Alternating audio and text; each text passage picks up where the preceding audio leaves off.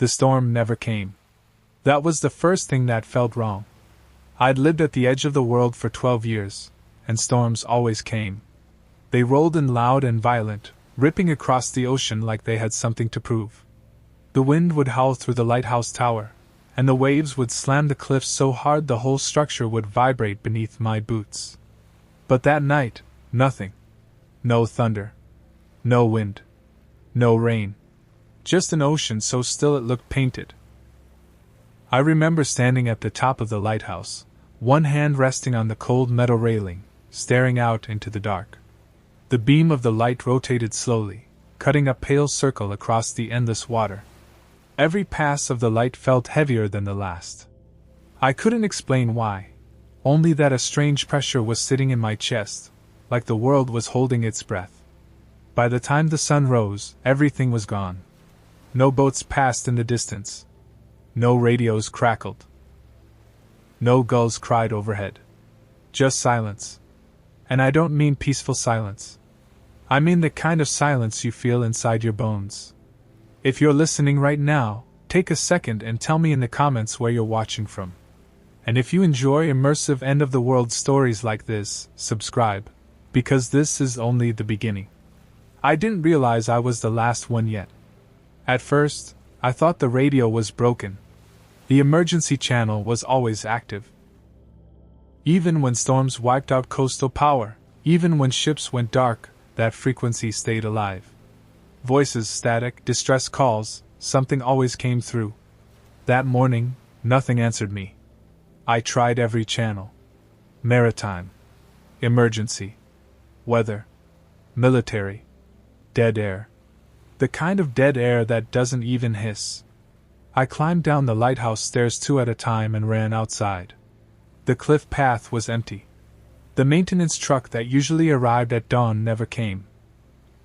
The harbor below was frozen in place, boats tied to docks, sails unmoving, ropes slack, water glass smooth. It looked like time had stopped. But my heart hadn't. It was pounding so hard it hurt. I grabbed my binoculars and scanned the horizon. No smoke. No ships. No movement on the water. Even the distant island that normally glimmered with night lights was dark. Every single light, gone. A cold thought moved through me then, slow and heavy. Power doesn't just disappear everywhere at once. I tried my phone. No signal. No bars. No satellite connection. No emergency alerts. Just a black screen reflecting my own face back at me, pale, older than it had been the night before, eyes locked wide with something I didn't yet have a name for. Fear hadn't fully arrived yet. What I felt instead was disbelief. Because somewhere deep inside me, a voice whispered something impossible. You didn't just lose communication. You lost the world. And the lighthouse light was still turning. Round and round. A beacon meant for ships that no longer existed.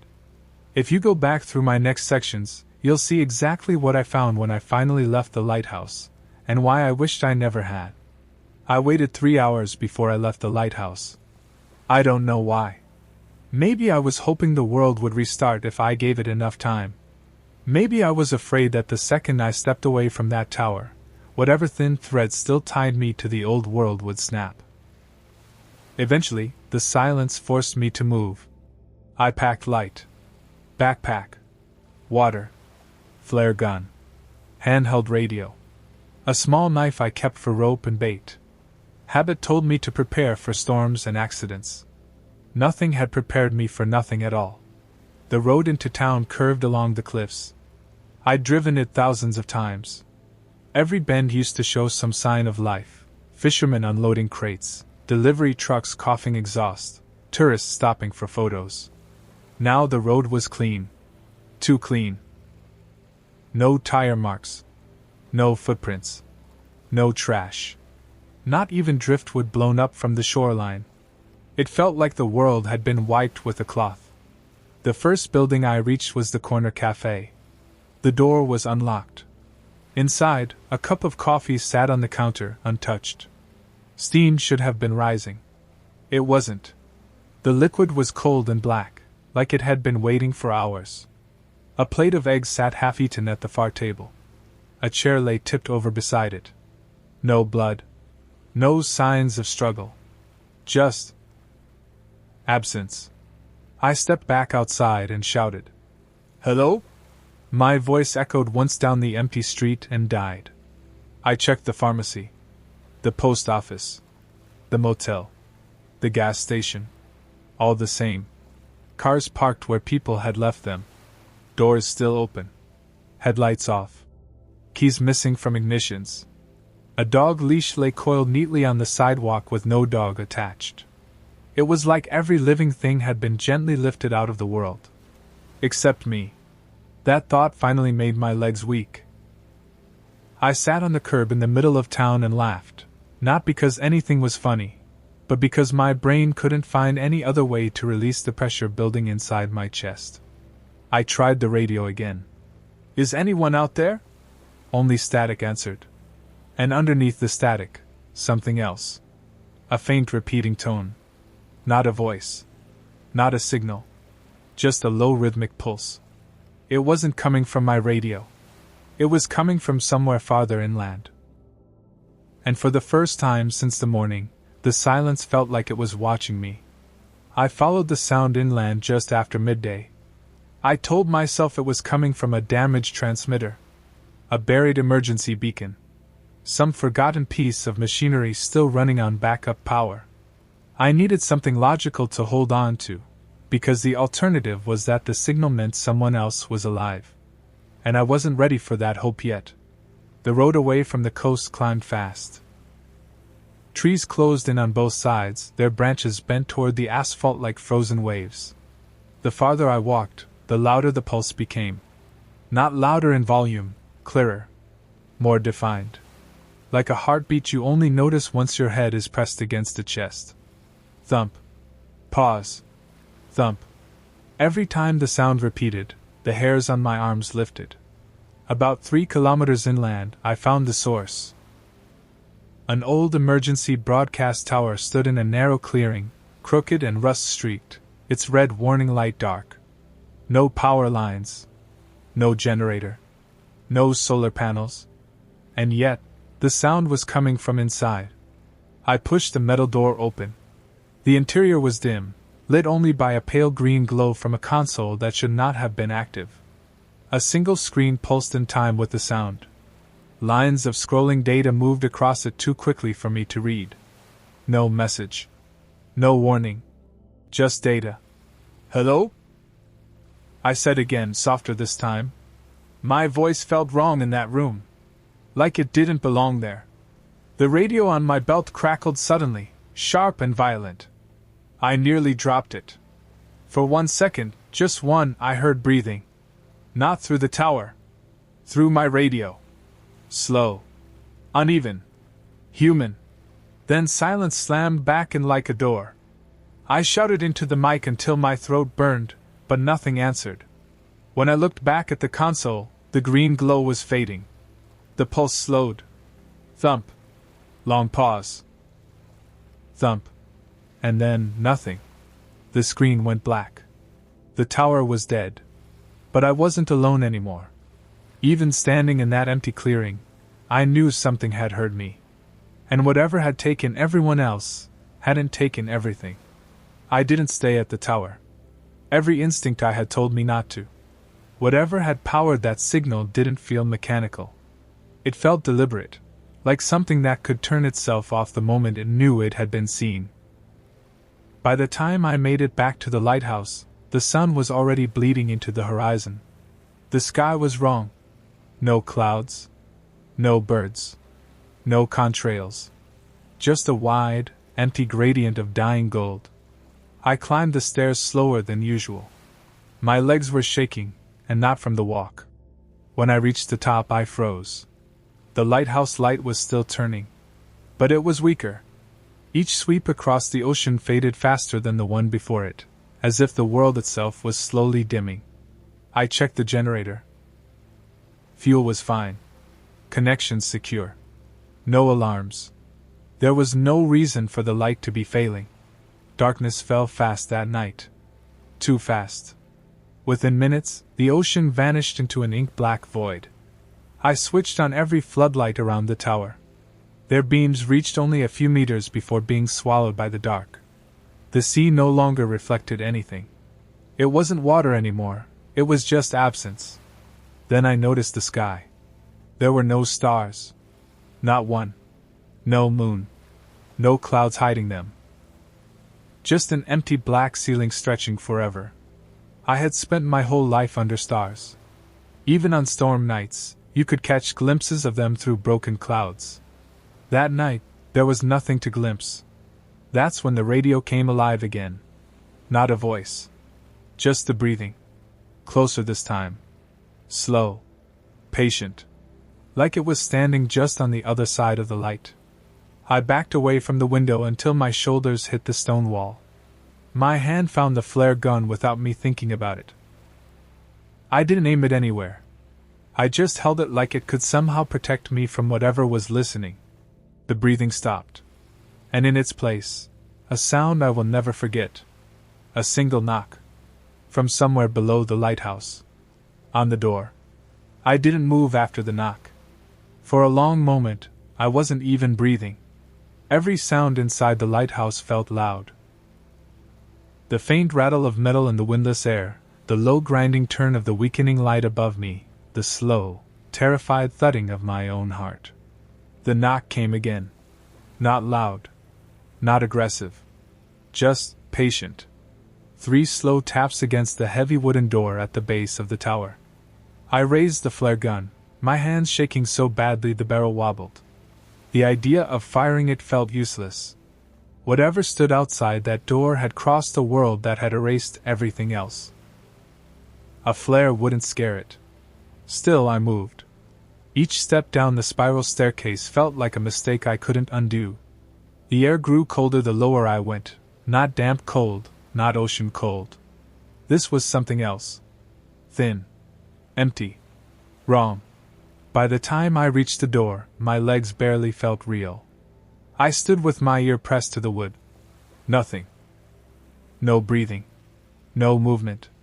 No shadow beneath the crack. The silence returned so suddenly I almost convinced myself I'd imagined the knock. Then the handle on the outside turned. Slowly. The wood creaked. I fired the flare. The explosion of red light ripped through the darkness, painting the stone walls with violent color. Smoke filled the small room. My ears rang. The door swung open. And there was nothing. No figure. No shape. No motion. Just the empty concrete steps leading down to the rocks below, lit by the dying glow of the flare. But something had been there. The steps were wet. Not with rain. Not with seawater. With footprints. Bare human footprints, leading up to the door. And only up to the door. None leading away? I stood in the doorway long after the flare burned out. The red light faded, the smoke thinned, and the world returned to darkness, but the footprints were still there. Pale against the wet stone. Clear. Undeniably human. Bare feet. I followed them slowly down the concrete steps that wound along the cliffside. Each print was perfect, as if whoever had walked here wasn't afraid, wasn't rushing, and wasn't hurt. The trail led straight toward the rocks below the lighthouse, and then simply stopped. No turn. No scuff. No sign of slipping into the water. Just an abrupt end a few steps before the edge. I shined my flashlight over the cliff. The ocean below was still glass smooth, black as ink. No ripples. No disturbance. It didn't look like water anymore, it looked like a hole punched through the world. Nothing could have jumped down there and left no trace. And yet the footprints had nowhere else to go.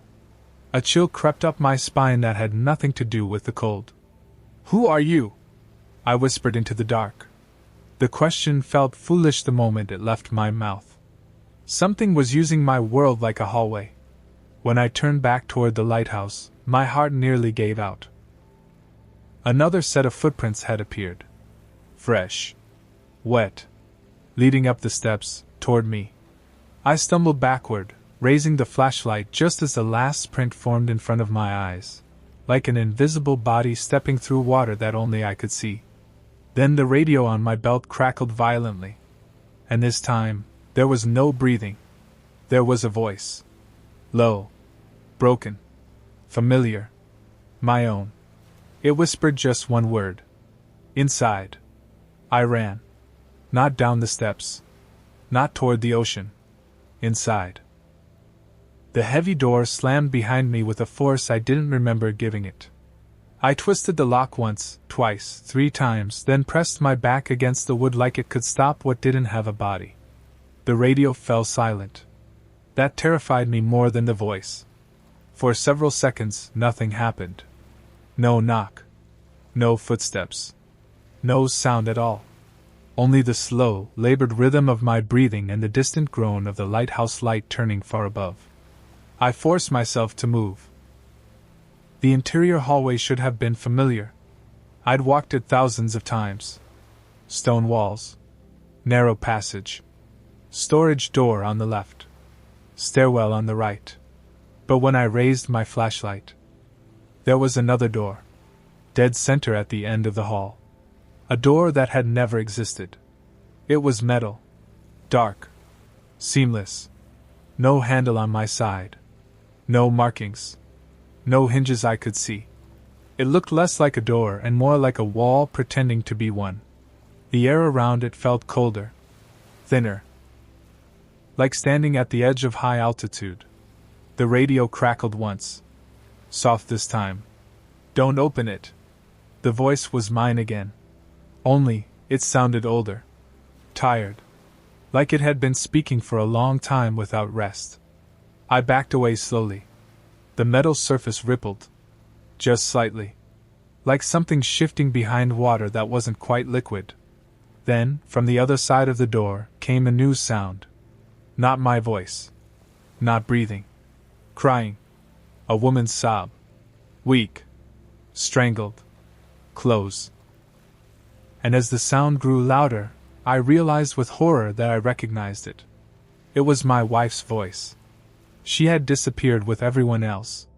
3 days ago. And I had buried her already in my mind. The metal door began to open. The door opened without a sound. No creak. No grind of metal. Just a smooth, silent separation, like reality itself peeling apart. On the other side was not a room. It was space. Not outer space. Not darkness. Something in between. A vast, pale emptiness filled with drifting fragments of light, like dust caught in a frozen sunbeam. The air felt wrong in my lungs, thin, heavy, and electric all at once. And standing just beyond the threshold was my wife. She looked the same as the last morning I saw her. Same coat. Same tired eyes. Same faint scar along her jaw. But her feet weren't touching anything. She floated there, suspended in that impossible void. "Don't step through," she said softly. Her voice echoed twice. Once from her mouth, and once from somewhere far behind her. "I followed the sound," I whispered. "Just like you did." Her eyes filled with fear. "It's not a place," she said. "It's a pause. A gap between moments. And it's filling up." Behind her, shapes drifted slowly through the pale space. Human silhouettes. Thousands of them. Frozen mid-step. Mid-breath. Mid-life. People who had vanished. They weren't dead. They were waiting. "For what?" I asked. She looked back toward the drifting crowd. "For something to finish deciding what to do with us." The lighthouse light flickered violently above me. My radio exploded with static. And behind her, one of the frozen figures moved. Just one. Its head turned. And it looked straight at me. The door began to close. The door sealed shut faster than it had opened. No slam. No impact. It simply ceased to exist, the metal surface folding inward on itself like liquid being pulled into a drain. In its place was only the old stone wall of the lighthouse hallway. No seam. No outline. No proof it had ever been there at all. My wife was gone. The waiting figures were gone. The silence came back hard and heavy. For a long time, I stood there with my hand pressed against cold stone, my mind hunting for the edges of what I had just seen. Every part of me wanted to believe it had been some kind of stress hallucination, isolation, shock, fear piling up until reality finally buckled. Then the radio crackled again. Not with my voice this time. Not with hers. But with many overlapping whispers.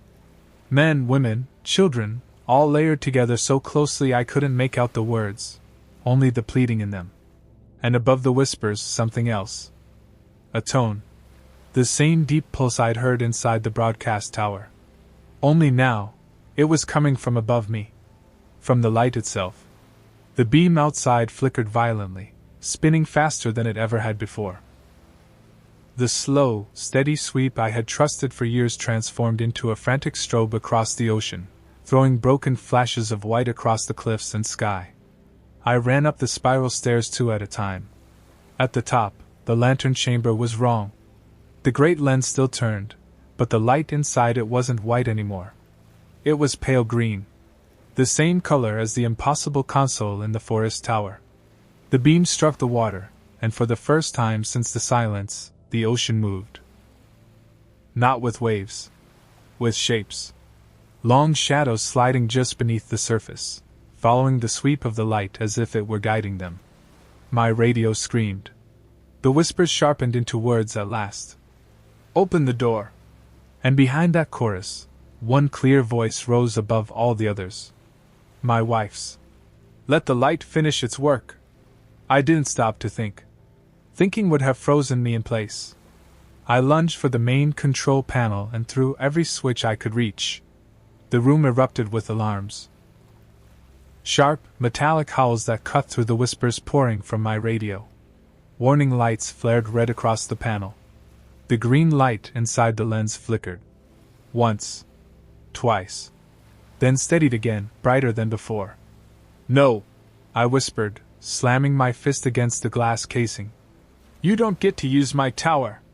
The beam struck the ocean harder this time, like a spotlight searching for something that wanted to be found. The shadows beneath the surface began to rise. Not quickly. Not violently. Patiently. Long shapes broke through the black water, slick and reflective, towering just far enough away that I couldn't tell where they ended.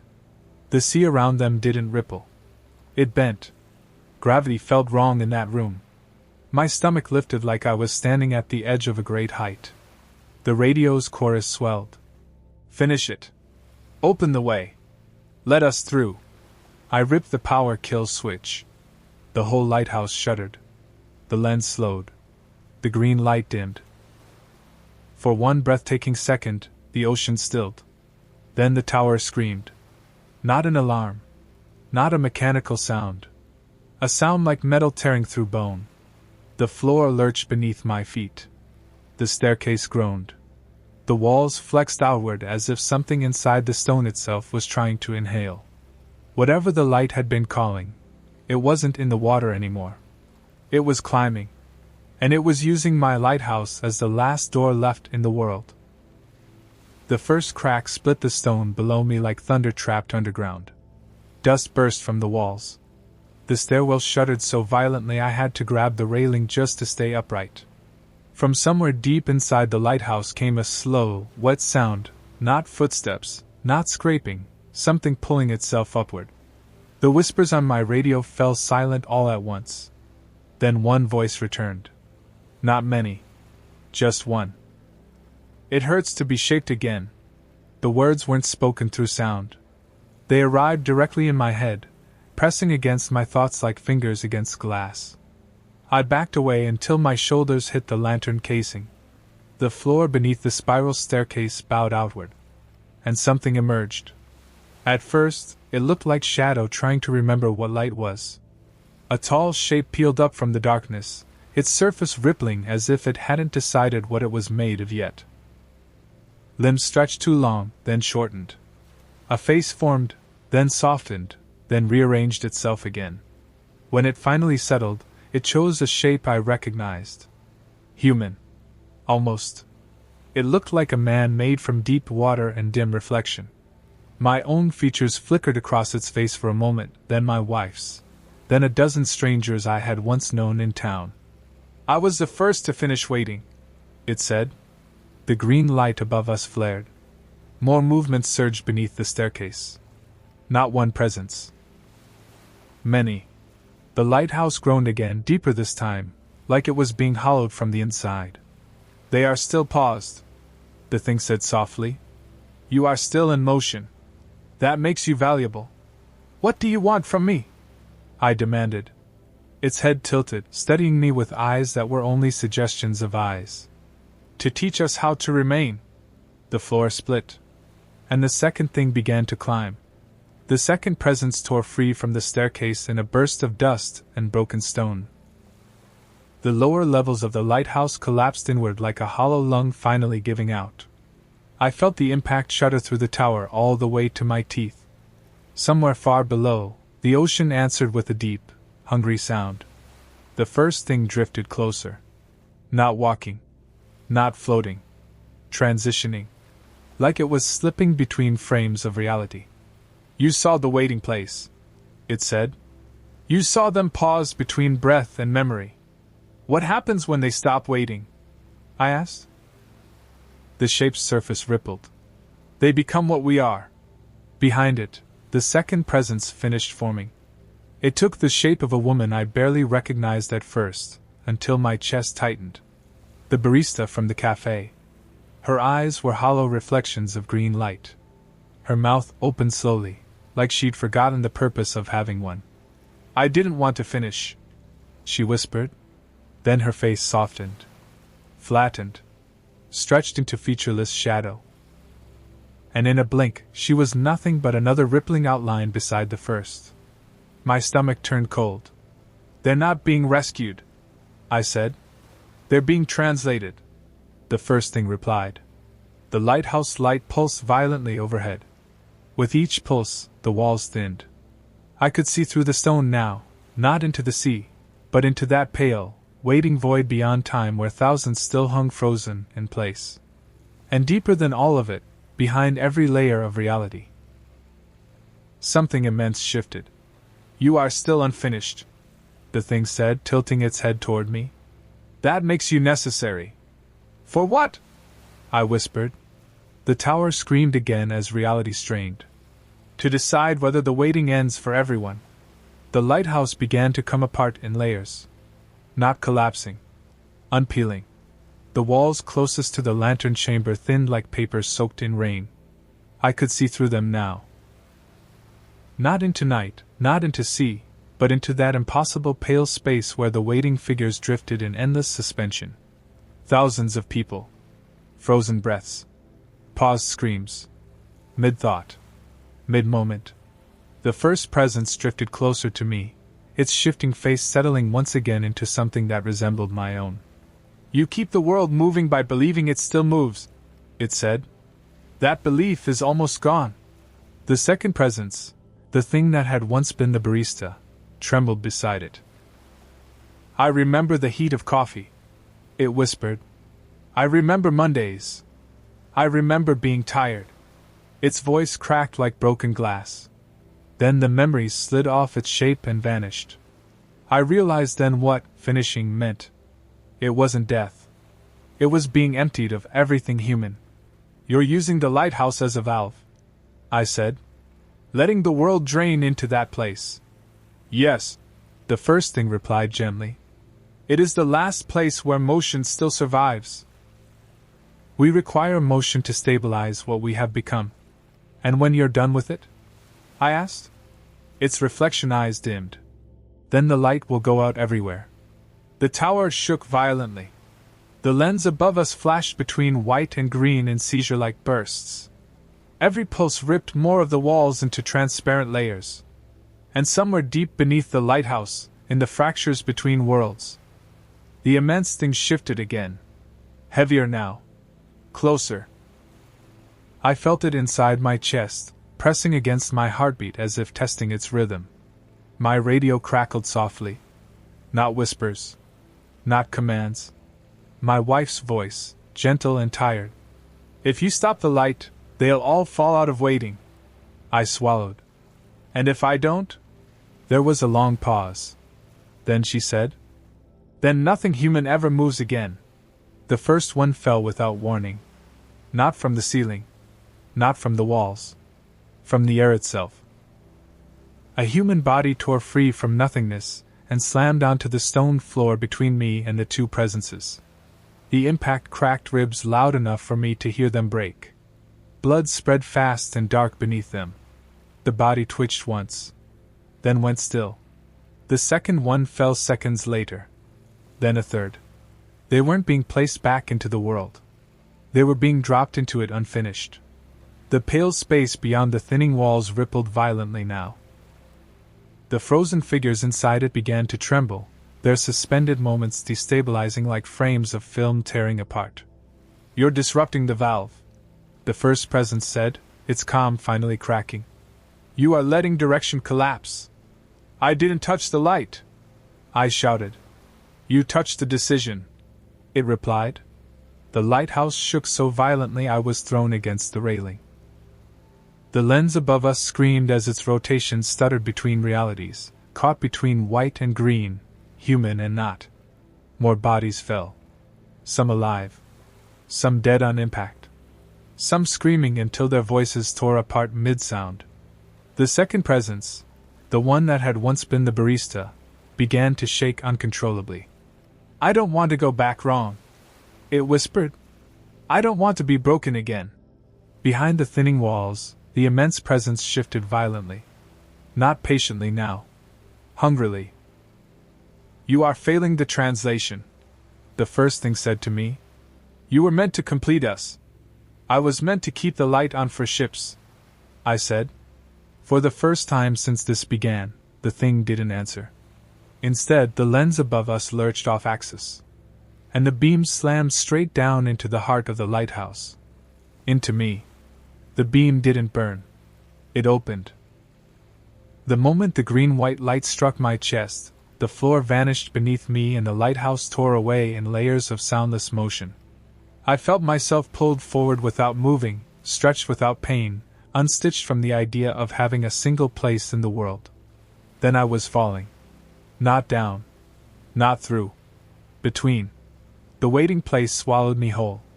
The pale space expanded in all directions, infinite and breathless.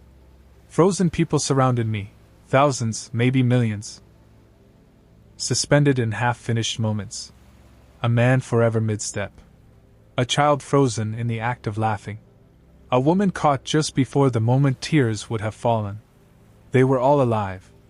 And none of them were moving. I drifted past them like a ghost slipping between statues. And then I saw her. My wife floated ahead of me, no longer anchored to a single pose. She turned freely now, her body finally moving again as if rescued from time itself. You shouldn't be here, she said softly. I didn't choose to come, I replied. The light pulled me in. Her expression tightened. It always does with the unfinished. Around us, the frozen figures began to crack. Thin fractures of motion split through their stillness. Fingers twitched. Eyes blinked in fragments. 1,000 half-started lives tried to restart at once. And behind them all, the immense presence revealed its true shape. It wasn't a creature. It was a structure. A vast layered intelligence made of collapsing decisions, built from the abandoned futures of everything that had ever lived. A god assembled from moments that were never allowed to finish. It did not speak. It concluded. And its conclusion was this. Waiting was ending. For everyone. The waiting place began to overcrowd itself. What had once been endless now felt tight, packed with bodies that were no longer content to be still. The frozen figures all around me strained against their paused frames, their half-finished moments splintering under the pressure of returning motion. Time was trying to breathe again. And it didn't remember how. A man beside me shattered first. Not physically, temporally. His body flickered through a dozen different positions in the space of a blink, standing, falling, turning back, speaking words that never landed. Then he collapsed into a trembling knot of overlapping moments and vanished. Not restored. Erased. My wife grabbed my wrist, fear sharp in her eyes. "This is what happens when they come back wrong," she said. "They don't re-enter the world. They tear holes through it." All around us, more fractures split through the suspended crowd. Children cried and stopped mid-sound. Faces rewound and replayed. Entire lives tried to restart at once and failed to agree on which second they belonged to. The immense structure behind them shifted again. Not deciding anymore. Finalizing. The waiting place convulsed. And suddenly, gravity returned. Everyone began to fall. Not down into one world, but into many. I caught my wife as she was pulled toward a widening rupture of light beneath us. Beyond it, I saw the lighthouse again for a single fragmented instant, the collapsing stairs, the entities twisting in unfinished shapes, the green-white beam flaring wildly out of control. "The light can't hold all the returns," she shouted over the roar of tearing reality. "It was never meant to restore, only to delay." "Then what was I meant for?" I demanded. Her grip tightened desperately. "To choose which world survives the restart." Below us, the rupture widened. And the first true wave of the fallen began to pour back into existence. They fell like rain. Not through space. Through meaning. Bodies tore out of the rupture beneath us and slammed back into existence across the lighthouse, the cliffs, the town below, the ocean itself. The return wasn't gentle. It was violent and wrong. People embedded halfway into stone, folded into railings, suspended in air without gravity agreeing on which direction mattered. Some screamed. Some reappeared already silent.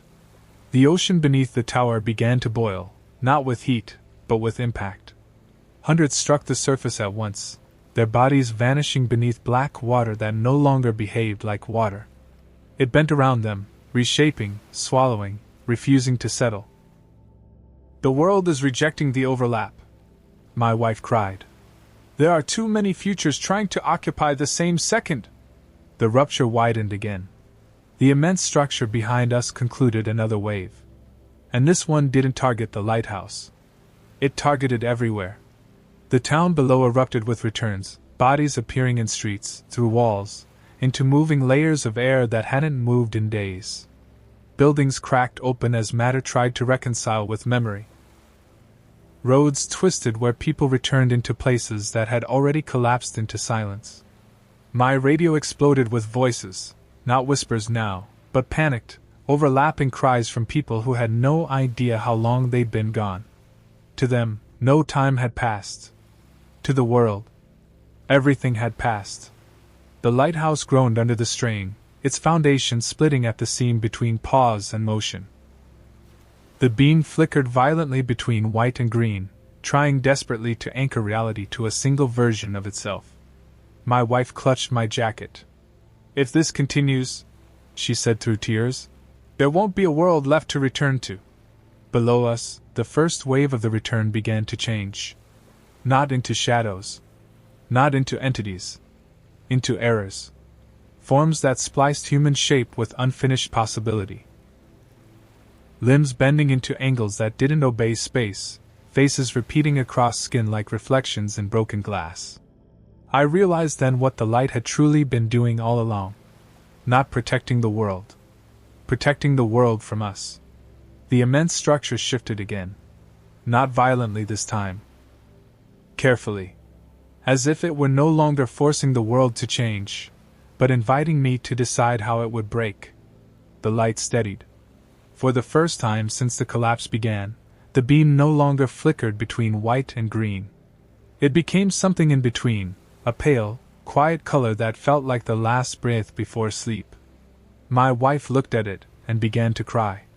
"It's giving you control," she said. "Over what?" I asked. She swallowed. "Over how many are allowed to finish returning." Below us, the errors continued to form. Returned people unraveling into impossible shapes as the world failed to accept them. Each scream tore through me like glass.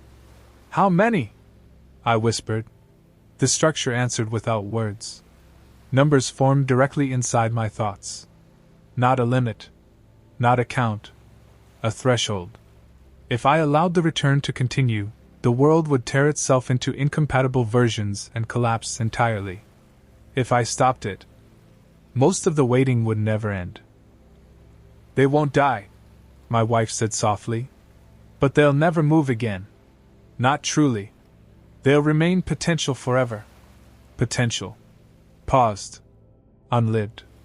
I looked out over the collapsing town, the boiling ocean, the broken sky. Then back into the waiting place, where millions hovered in silent suspension, people who trusted the world to still be there when their next second arrived. Among them, I began to recognize faces. The cafe barista. The maintenance driver. A child from the docks who used to wave at me every morning. And then, her. My wife's paused form drifted among the frozen crowd, a second version of her, still caught in the moment she vanished.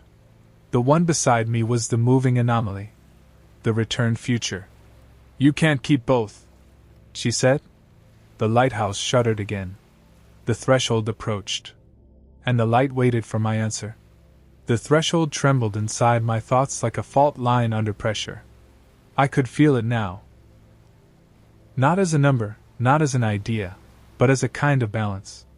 Every return pulled at it. Every scream from below bent the world closer to collapse. The light was waiting for me to decide what would never be allowed to move again. Show me, I whispered. The pale beam narrowed. The waiting place shifted beneath my feet. And suddenly, faces surged forward with unbearable clarity, not drifting silhouettes now, but people I knew. Not memories. Not strangers. Neighbors. Friends. The woman who used to leave soup at my door during storms. A boy who once helped me carry supplies up the stairs. The maintenance driver who never missed a day. Their suspended moments hovered before me like fragile glass sculptures. If I choose, I said, my voice tearing. They're gone forever, aren't they? My wife's free-moving form nodded slowly. They don't die, she said. They simply never arrive. The difference felt meaningless. The threshold tightened violently as another wave of errors formed below, twisted returns writhing in broken geometry across the town streets. The world was running out of seconds. My fingers shook as I reached toward the waiting figures. I'm sorry, I whispered. The light responded to intention, not touch. The maintenance driver's frozen form dimmed. His paused breath stuttered. And then he faded, not into shadow, not into distance. Into never having been. The threshold loosened instantly. Below, several of the returning errors stabilized, their bodies snapping violently into clean shapes as the world accepted them at last. Their screams cut off. They were alive. Because someone else never would be. I staggered back, nausea ripping through me. One life erased to save 3. One future removed to preserve others. The structure behind me hummed with quiet approval. My wife looked at me with horror and understanding intertwined. There's no way to stop this now, she whispered. Only to choose who the world keeps. And the next wave of faces surged forward. The choices came faster after that. The waiting place no longer drifted quietly. It surged. Faces pressed forward in desperate tides of unfinished lives, each one pulling at my thoughts, my memory, my guilt. The light reacted to every hesitation, tightening the threshold whenever I faltered. Below the lighthouse, the world stabilized in violent snaps. Broken bodies straightened. Twisted returns folded back into human shape with sounds like bones being reset by invisible hands. People gasped back into breath on streets that had not moved in days. The ocean settled, rejecting fewer forms with each correction. The world was learning. It was learning how to survive by letting some futures go. But the returned weren't blind to what was happening anymore. Voices began rising from the town. Not screams of confusion. Shouts of understanding. They didn't know how the choice was being made, only that every time the light steadied, someone vanished from memory entirely. Not dead. Not missing. Unwritten. My radio exploded with overlapping voices. People are disappearing again. She was here. She was just here. Something is choosing. The words tore through me harder than any scream before. They were no longer helpless victims of the return. They were witnesses. My wife's moving form hovered beside me in the thinning chamber. They'll come for the light, she said softly. Fear always looks for something to destroy before it looks for something to understand. As if summoned by her words, a deep vibration rolled up through the cliff beneath us. Explosions sounded far below. The return had found weapons. The lighthouse shuddered violently as the first impact struck its foundation. Stone cracked. Dust burst into the air. The beam wavered dangerously. If they break the light, she said, her voice breaking, the threshold collapses. And everyone comes back, I whispered. All of them, she confirmed. The sky outside twisted with impossible strain. The world could barely endure the return it was already correcting. It would not survive an uncontrolled one. Another explosion struck the base of the tower. Stone gave way. And for the first time since the silence, the last human stronghold was under attack, not by monsters, but by the people it was trying to save. The lighthouse shook with another impact. Stone tore loose from the lower levels and tumbled into the sea. A deep fracture split through the base like a lightning scar, glowing faintly with the same pale green light that now powered the beam above. They were climbing. Not cautiously. Not in fear. In rage. I saw them through the fractured walls. Dozens of returned people scrambling up the cliff path, faces smeared with dust and blood, eyes burning with a shared understanding that something above them was deciding who stayed real. They think I'm killing people, I said, my voice hollow. My wife didn't answer at first. Then she said quietly, You are. Just not the way they understand death. The radio screamed with voices now, not confusion, not panic, but hatred sharpened into purpose. Bring it down! Turn off the light! He's choosing who lives! A figure reached the outer stairs and looked up at the beam with wild, trembling fury.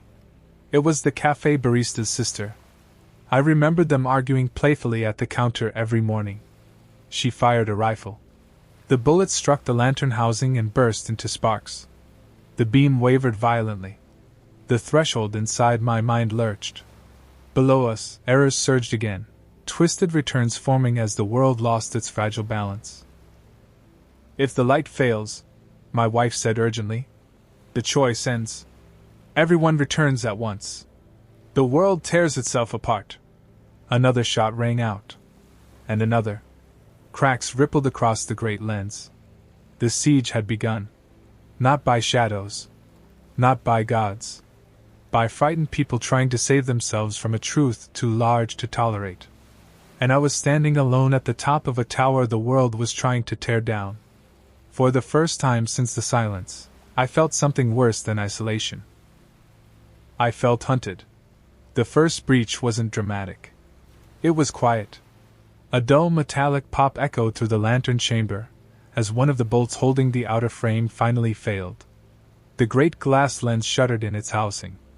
A spider web of cracks bloomed across its surface, refracting the pale beam into a dozen trembling ghosts of light. The threshold inside my head convulsed. Below us, people twisted. 2 stabilized. 5 unraveled. The crowd burst through the upper door moments later. They surged into the chamber in a wave of smoke, dust, and raw fear, men and women with shaking hands wrapped around rifles, flare guns, fishing spears. These weren't soldiers. They were survivors who had watched neighbors vanish from memory and decided the light was a god they could kill. Their eyes found me immediately. You! Someone screamed. It's him! A flare streaked past my head and exploded against the far wall in a bloom of red fire. Heat washed over my face. The beam above us wobbled wildly, fighting to stay aligned. My wife hovered beside me, her form flickering like a reflection on breaking water. They can't understand, she whispered. Understanding would break them. Another rifle shot rang out. The bullet struck the lens dead center. The crack raced outward in a blinding pulse. The beam split. For one awful second, the light shone in two directions at once. The waiting place erupted. Figures tore free in a violent torrent, faster than the threshold could correct. Bodies slammed into the chamber, into the stairs, into each other, some alive, many not, reality choking on the overflow of unfinished futures. The crowd screamed as people fell from nothingness directly into their arms. Some recognized faces they had buried. Some caught strangers who existed twice in the same second. The world began to stack. Time overlapped itself in violent folds. My wife grabbed me, her eyes wide with terror. "If the lens shatters completely," she said, "the threshold collapses forever. And everyone comes back." I whispered. "Not everyone," she said softly. "Every version." The chamber shook again. The final cracks raced toward the heart of the lens. And the crowd kept firing. The lens broke with a sound like the sky tearing. Not glass. Reality. The final shot punched through the heart of the great refractor, and the beam exploded outward in a blinding storm of pale light. Shards of the lens lifted into the air instead of falling, suspended in frozen arcs as time lost its grip on cause and effect. The threshold inside my mind didn't snap. It shattered. Every restraint vanished at once. The waiting place ruptured wide open, and the world began to duplicate itself. People poured into the chamber in overlapping copies, the same man screaming in two different voices from two different mouths, the same woman collapsing twice in the same second, once alive, once already wrong. The air thickened with incompatible versions of the same moment trying to exist together. Down below, the town fractured. Buildings slid into themselves at new angles. Streets folded into alternate paths where different choices had once been made. I saw the ocean become calm and violent at the same time, two histories fighting for the same horizon. The crowd realized too late what they had unleashed. "This isn't saving us!" someone screamed. They were right. It wasn't salvation. It was collision. My wife's form began to destabilize beside me, her edges blurring as too many versions of her tried to overwrite the one that had learned to move again. "You have to go," she said, her voice flickering between tones that didn't agree on pitch. "Go where?" I shouted. "There's only one place left the collapse can't follow," she said. "The same place they've been waiting. The pause," I whispered. She nodded. "If you stay, the light dies everywhere. If you leave, the fracture seals behind you." "And you?" I asked. Her smile trembled. "I'll finally be where I was supposed to be." The chamber buckled. A wave of duplicated bodies slammed through the lantern floor, and I understood the last truth the light was trying to teach me. The world could survive losing me, but it could not survive keeping everything. The pause welcomed me like a held breath finally released. The moment I stepped backward into the waiting place, the fracture behind me began to seal. The duplicated realities folded inward, collapsing like reflections drawn back into glass. The roar of overlapping worlds faded into silence. For the first time since the silence, everything was still. Through the thinning veil, I watched the lighthouse crumble safely into a single outcome. The beam vanished. The ocean settled. The sky chose one version of blue and held on to it. The world would survive, but it would never remember why. My wife drifted beside me, no longer unstable, no longer flickering. Just calm. "They'll wake up," she said softly. Slowly. Imperfectly. But alive. "And me?" I asked. She looked at me the way you look at something you've already begun to grieve. "You'll keep the waiting from filling again."